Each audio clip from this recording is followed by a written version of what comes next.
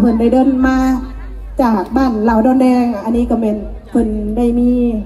บทเรียนในการซิสอนลูกหลานและกระทั่งเป็นอาจารย์มีความสามารถพิเศษในการลำจ้าเอาที่ว่าก่อนสี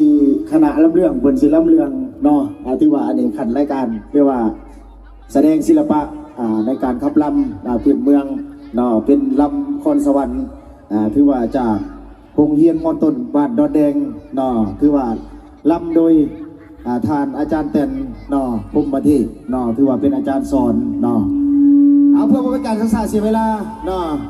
ขอให้บรรดาแขกบรรดาทานเนาะหับส้มและหับฟังรายการแสดงรายการที่หนึ่งได้เนาะขอเชิญเนาะครับบอล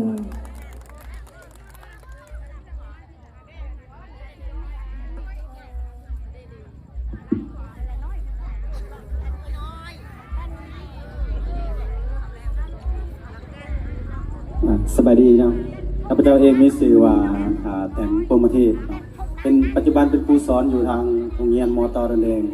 ซึ่งมื้อนี้ก็เป็นโอกาสดีเนาะที่ได้มา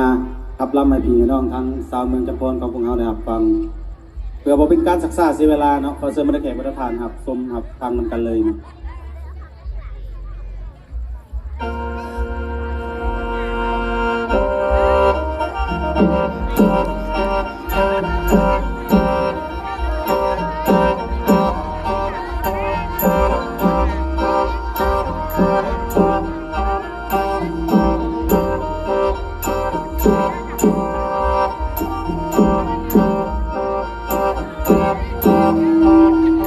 อ้วน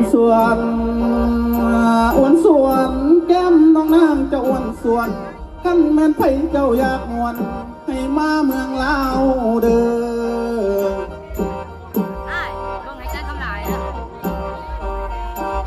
ตั้งแต่เข้าระบบอันไม่สร้างเจริญเก่าเมือง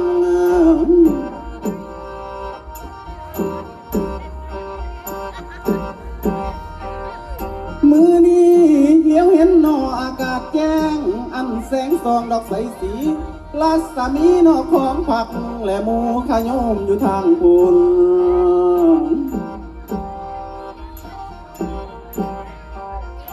แม่นว่าป่าสาสนก็เห็นทางและเห็นทางอันเที่ยวไตหน้าไผ่กะบ่แรงสีขวางทางดอกเปิดทาง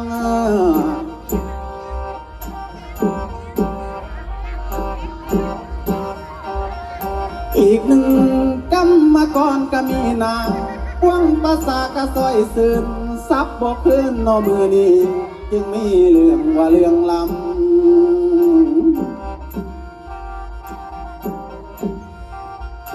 จังใด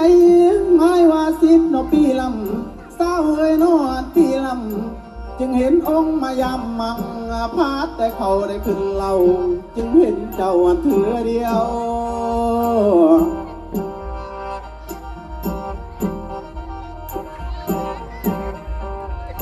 จึงว่าลำยาคอนก้าวเกี่ยวอยากกลัวก่อนสมเสน่ห์นกได้มาดอกยามคอนอยากคู่เคียงคำปอง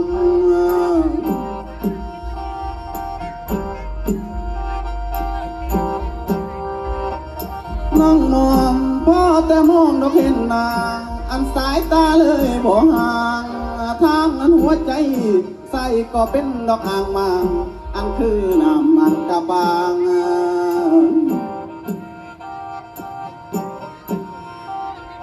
ไอ้นี่มีกระสวยดอกพัมพอกสีซ้อมต่อแต่หาเพื่อนเครือไหมมีสิว่าดอกสาวาพี่บ่มีสิมาเกี่ยวสงสารกบเอ้ยนอว่าตันตังอันลำเดียวอยู่กลางเดินมีแต่ตั้งว่าเจิญเทินอารมณ์ต้องผู้บ่มี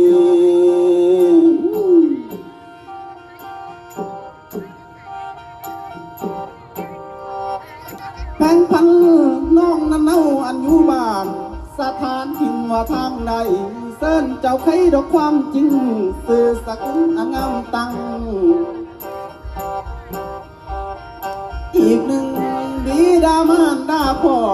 อันคงพันยังคอยอยู่ สไตล์บ่ประกอบส่วนนั้นสิ่งใดในขบวนอันก่อสร้าง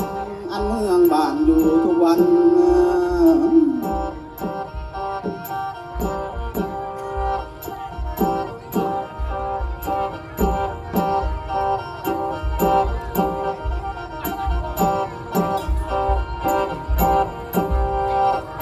มือนี้ได้หอมกินอันดอกไม้อยากหูกุมไว้เห็นเพื่อเดี๋ยวนี้เห็นแต่แกอันสอนโตผู้ล้นลงนอใส่การย่านดีย่านแต่แนวอันใบหวานหาแต่บ้านดอกบานเพิ่นย่านแต่เสืออันดอกซ้อนสิซ้อนการดอกเบ่งบาน